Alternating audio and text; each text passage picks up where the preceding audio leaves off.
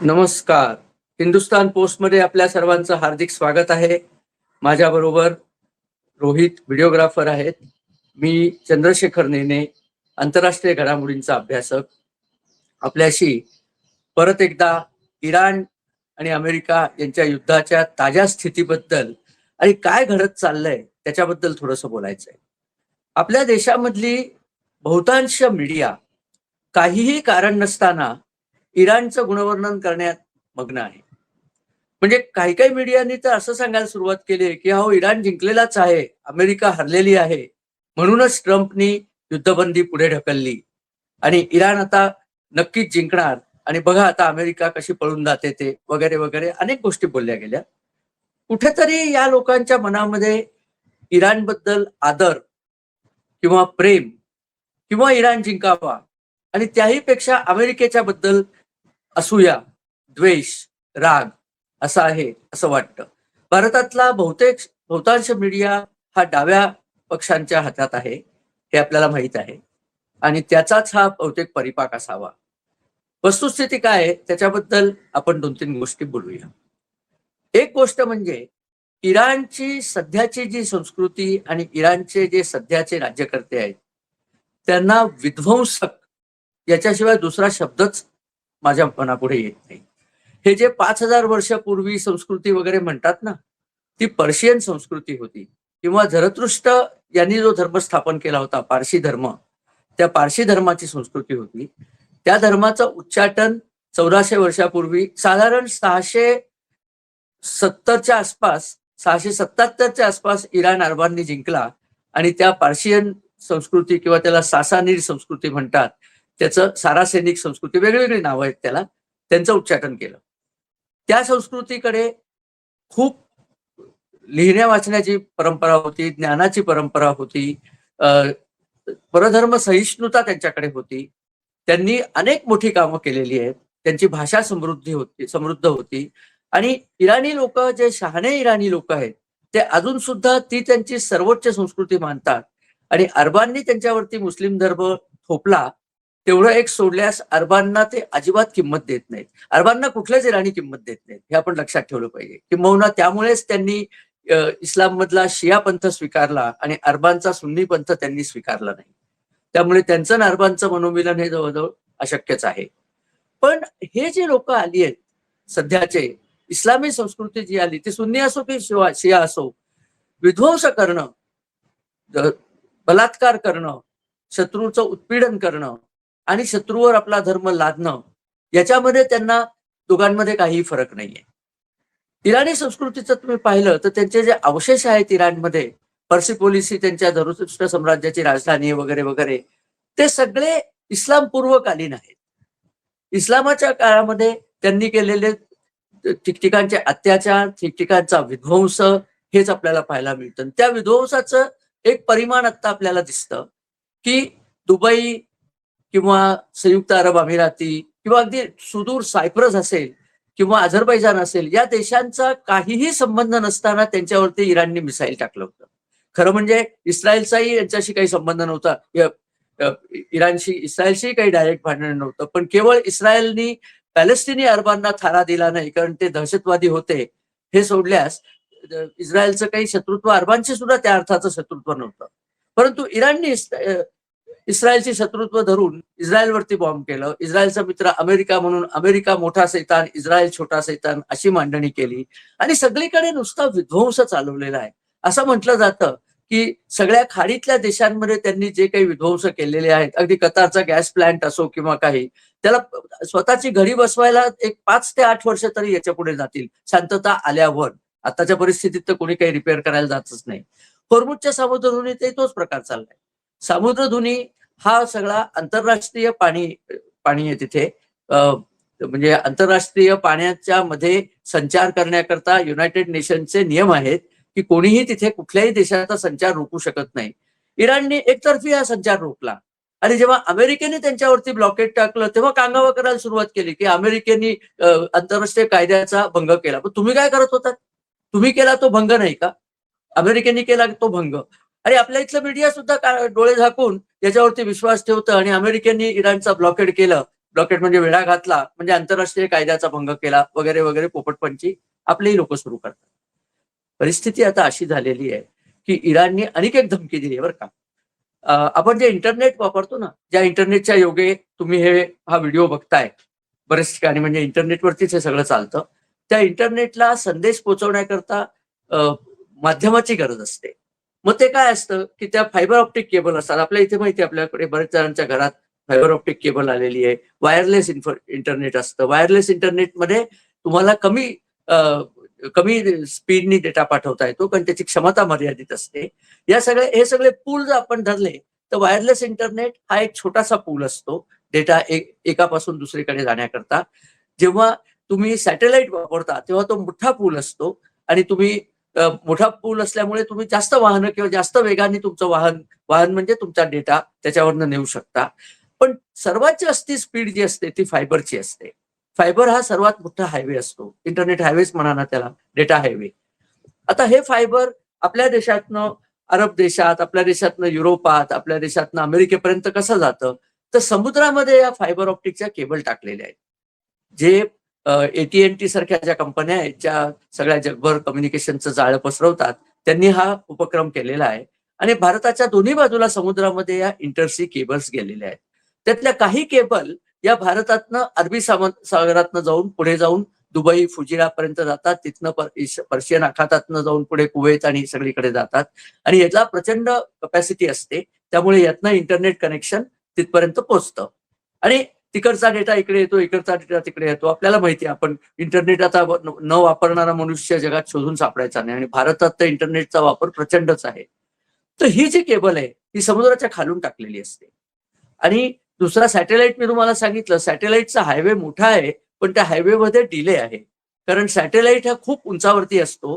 त्यामुळे जो सिग्नल असतो तुमचा डेटा सिग्नल, तो इथून सॅटेलाइटवर टाकायचा. सॅटेलाइटवरनं तो खाली युरोपमध्ये जाईल किंवा जिथे कुठे जाईल तिथे जाईल.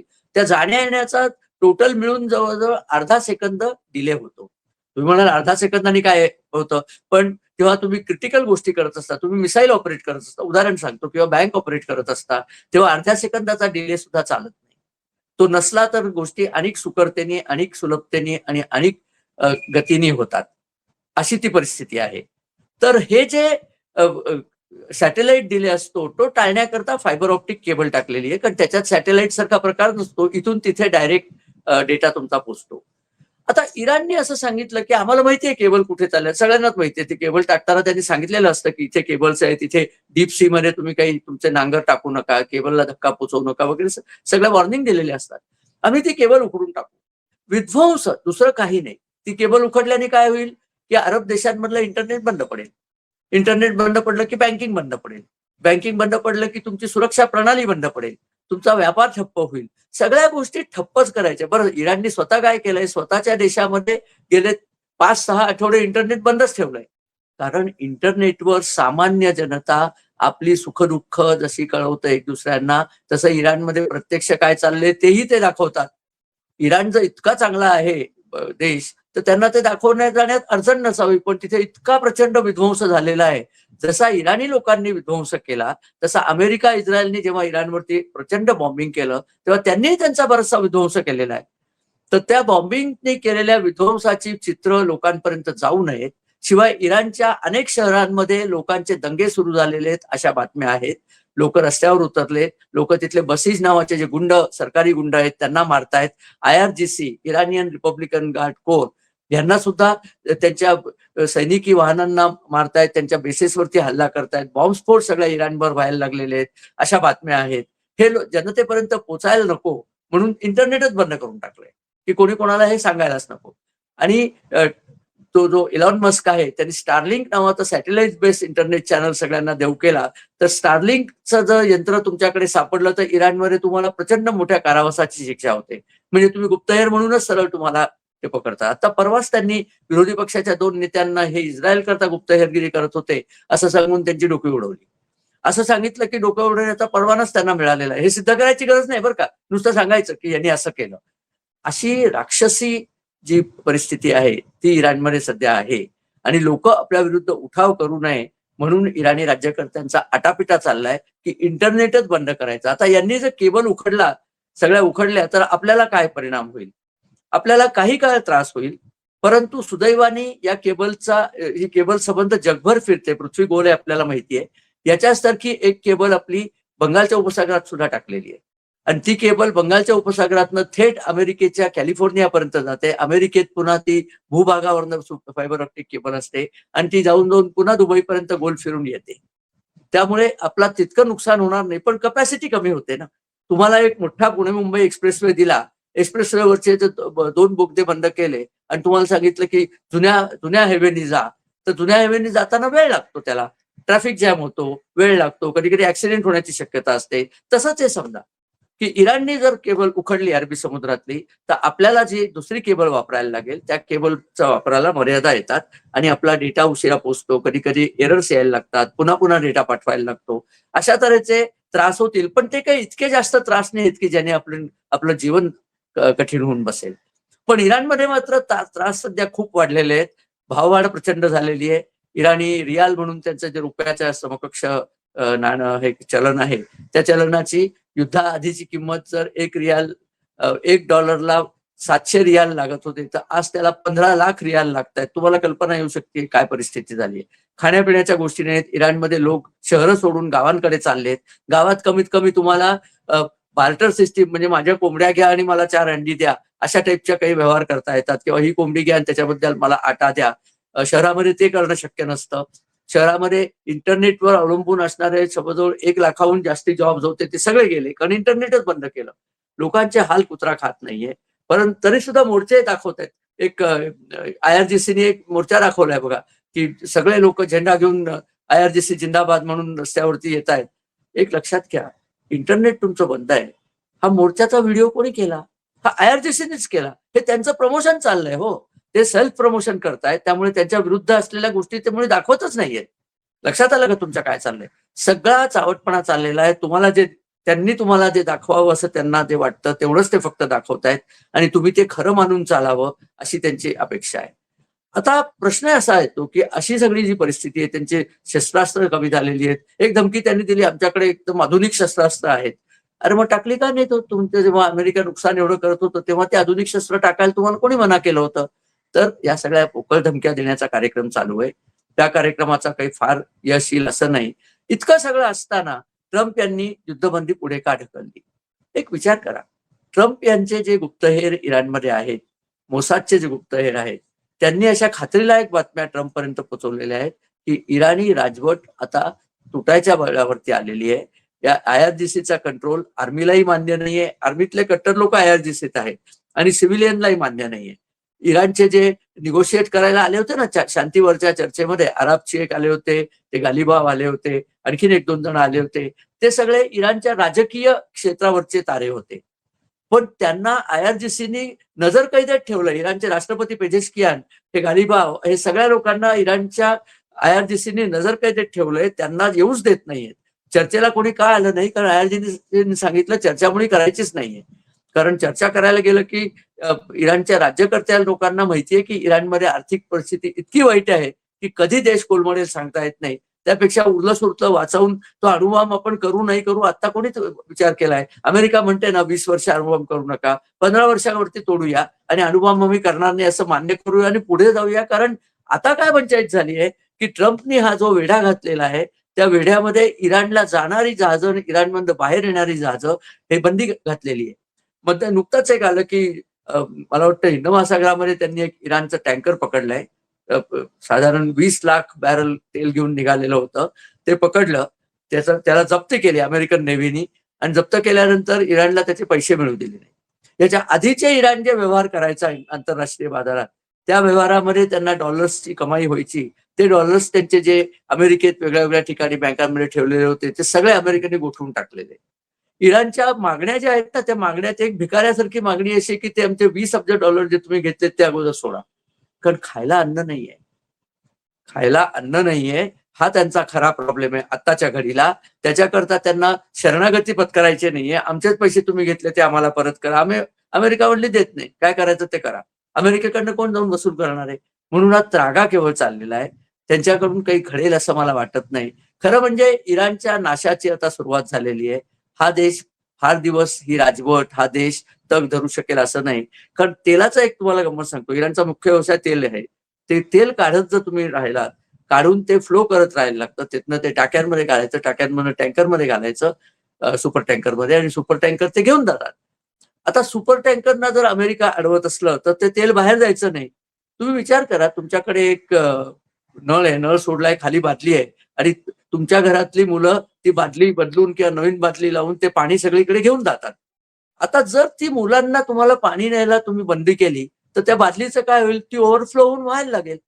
ती तुम्ही म्हणजे इराणमध्ये साठवायला जागा नाहीये सध्या, तर ते व्हायला लागेल. मग तुम्ही काय नळ बंद कराल. नळ बंद करायच्या वेळेला तुम्ही जेव्हा तेल काढणं बंद करता, लक्षात ठेवा, या विहिरी अंडर फोर्स पाणी वरती फेकत असतात. त्यांना खाली पंप वगैरे लावलेले असतात. तुम्ही जेव्हा विहिरीतनं तेल काढणं बंद करता, तेल विहिरीतनं, तेव्हा आजूबाजूच्या जमिनीचे खालची जे पाण्याचे सोर्स आहेत, ते पाण्याचे सोर्स त्याच्यात येतात आणि ती विहीर पाण्याने भरून जाते. मग तिथे पुन्हा तेल काढणं हे फार दुष्कर काम होऊन बसतं. साधारण 1-1.5 वर्ष त्याच्यात एक्सपर्ट लोकांनी काम करून ती विहीर पुन्हा पाणीमुक्त करायची आणि त्यातनं तेल बाहेर येईल असं करायचं. त्यामुळे तेल विहिरी बंद करणं हे भयंकर डेंजरस आहे. खर्चिक आहे आणि त्यांनी वेळ तुमचा खूप जाऊ शकतो, वाया जातो. उशिरा तुमचं तेल मार्केटमध्ये येते आणि आत्ता जे तेल दिलंय त्याचे पैसे कोणी द्यायचे? पैसे अमेरिकेने गोठवून टाकलेत पुन्हा. तोच प्रकार केला. अमेरिकेने सांगितलं, की इराणचे पैसे द्यायचे नाहीत त्यांचे, आणि त्यांचा धंदाच चालू द्यायचा नाही. नंतर त्यांचे पैसे द्यायचे नाहीत. हे चालू असताना ट्रम्प यांना अशा बातम्या मिळाल्या, की इराणमध्ये प्रचंड भांडणं सुरू झाली आहेत. सरकार विरुद्ध आर्मी आणि IRGC. तर या भांडणाचा फायदा घ्यावा म्हणून ऍक्च्युली बरं काय होतं, अशी भांडणं चाललेली असताना जर अमेरिकेने आक्रमण केलं, तर जनता पुन्हा आक्रमणकारांच्या विरुद्ध एकत्र येते. पण आता जर आक्रमणच नसलं, तर यांची भांडणं चालू राहतील. हे जनतेला मारतील, जनता यांना मारेल, आणि त्या भांडणाचा परिपाक म्हणून पुढे 3-4 दिवसामध्ये कदाचित तुम्हाला पाहायला मिळेल, की इराण म्हणेल, "नको बुवा, फार झालं. तुम्ही इकडनं मारता, हे लोकं इकडनं मारतात." असं सगळीकडे हे असं तुम्ही सहजी म्हणाल. आणि ही घटना होऊ शकते. त्याकरता ट्रम्प म्हणला, की "मी आता हल्ला थांबवतो. यांना आपापसात काय भांडायचं ते भांडू दे, आणि यांची इकॉनॉमी नाहीतरी बुडतेच आहे." ट्रम्पने असं सांगितलंय, की दिवसाला काहीतरी $50 लाख त्यांचं नुकसान होतंय, कारण त्यांचं तेल विकलं जात नाहीये, तेल बाहेर येत नाहीये, बाहेरच्या वस्तू आत येत नाहीयेत, जहाजं अडवलेली आहेत ट्रम्पनी. त्यामुळे सगळ्या गोष्टीची टंचाई सुरू झालेली आहे. मुख्य गोष्ट म्हणजे पैशाची टंचाई सुरू झाली आहे. तेव्हा फार काळ जनता तग धरू शकेल असं नाही. फार काळ IRGC तग धरू शकेल असंही नाही. म्हणून हा अनिश्चित काळाकरता हल्ला थांबवलेला आहे. अनिश्चित काळाचा अर्थ तुमच्या लक्षात आला का? आम्हाला हवं तेव्हा आम्ही हा हल्ला सुरू करू. आम्ही असं म्हणत नाही 5 दिवस आम्ही शस्त्रबंदी करतोय, मग तुम्ही 4 दिवस मजेत राहाल. आम्ही सांगतोय अनिश्चित काळाकरता, म्हणजे आता सुद्धा आम्ही कुणाला हल्ला सुरू करू शकतो. तुम्हाला कायम सावध राहायला लागेल, आणि कधी हल्ला झाला तर त्याला तोंड कसं द्यायचं हे सुद्धा तुमच्याकडे सध्या पुरेसं नाहीये. तुमची मिसाईल संपत आलेली आहेत. तुमच्या तेलाचे साठे तुमचे वापरात नाहीयेत, त्यामुळे ते संपत आलेले आहेत. अन्नधान्य संपत आलेलं आहे. हा देश फार दिवस तग धरू शकेल असं नाही. मला वाटतं, की इराणचा बाजार उठायची वेळ आता आलेली आहे. कधी उठतो तेच पाहायचं. आणि या सगळ्यामध्ये भारताचा फायदा असा, की इराणचा बाजार उठला रे उठला, की होर्मुझची समुद्रधुनी मोकळी होते. ती मोकळी झाली, की भारताला जे तेल सगळे अरब देश पुरवतात, त्यांच्याकडनं तेलाचा अप्रतिहत पुरवठा सुरू होईल. भारतामध्ये क्रूड आलं, की त्या क्रूडचं आपण रिफायनिंग पण करतो. रशियन क्रूड आपल्याकडे येऊ घातलंय, कारण रशियाचंही आता या सगळ्या दहशतवाद्यांवरती त्यांनी कंट्रोल केलेला आहे. त्यामुळे त्यांचं क्रूड भारतात येऊ शकतं. त्याचाही आपल्याला फायदा होईल. त्यामुळे भारताच्या बाबतीत ही तर चांगलीच बातमी आहे. पण आपल्या इथल्या मीडियाला कुणीतरी सांगितलं पाहिजे, की इराण तुमचा मित्र नाही. इराणच्या सरकारने आपल्या जहाजांवरती गोळे मारलेले आहेत. आपल्या जहाजांनी सगळी कागदपत्रांची पूर्तता केली असली तरीही. त्यामुळे आपल्याला इराणची बाजू घ्यायचं काहीच कारण नाही. आत्ताच्या घडीला अमेरिका ही आपल्याला मदत करतेय, आणि त्याकरता आपण अमेरिकेचीच बाजू घ्यायला हवी. बाजू घ्यायची म्हणजे लढायला जायचं असं नाही, पण तुम्ही जिथे जिथे बोलता तिथे तिथे हा विषय पसरवा, की भारताचं नुकसान अजिबात झालेलं नाहीये. भारताचा उलटा होईल तो फायदाच होणार आहे. असो, या सगळ्या गोष्टी आपल्याशी डिस्कस करायच्या होत्या म्हणून तातडीने हा व्हिडिओ केला. आपल्याला जर हा व्हिडिओ आवडला, आणि आमची फिल्म याच्या आधीची ती या व्हिडिओच्या बरोबरीनेच आम्ही लावणार आहोत, की ह्या ज्या वाटाघाटी चालल्या होत्या त्याचं काय झालं पुढे वगैरे तशी. तर त्याच्याकरता तुम्ही बघत राहा आमची चॅनल. तुम्ही व्हिडिओ बघितल्याबद्दल नमस्कार आणि धन्यवाद.